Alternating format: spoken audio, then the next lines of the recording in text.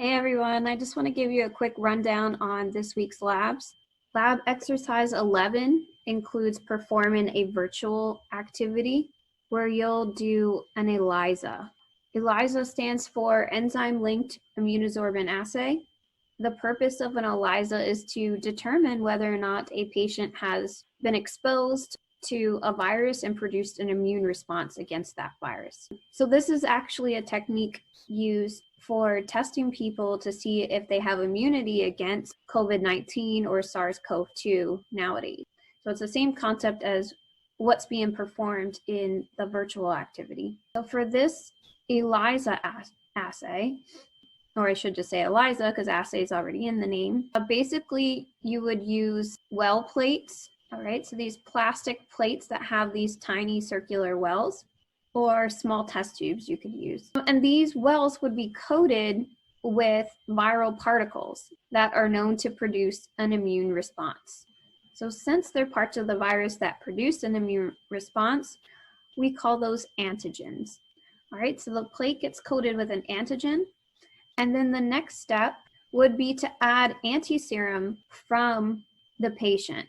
Okay, so I'm gonna go ahead and add that serum containing antibodies. Let's do a couple scenarios. Let's say that this is patient 1, this is patient 2. We're also going to throw in some controls because we're good scientists. We'll have a negative control well and a positive control well. All right, so let's assume that patient 1 has been exposed to the virus. So in that patient's blood, there are going to be antibodies present that will interact with the antigen. But if patient 2 has not been exposed, the antibodies won't be present, and therefore we won't have anything sticking to the antigen. Our positive control will use some purified primary antibody, okay? Next, we would wash away each well. So wash away all the contents in those wells using PBS. That's a phosphate buffered saline. It's commonly used for washes in a variety of biological assays because it has a pH and salt concentration relevant to our physiological pH and solute concentration. So the PBS will wash away any unbound antibody.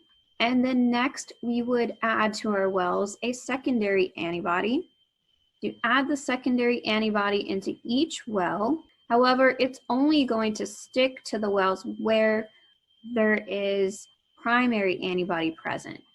All right, so once we do another PBS wash, the antibody that we added to our negative control well and our patient 2 well, that's going to be washed away. If you didn't do that wash step, you could get a false positive result. So washing is very important. Now, what's important about the secondary antibody is that it has an enzyme attached to it. I'm just going to draw these little moon-shaped enzymes.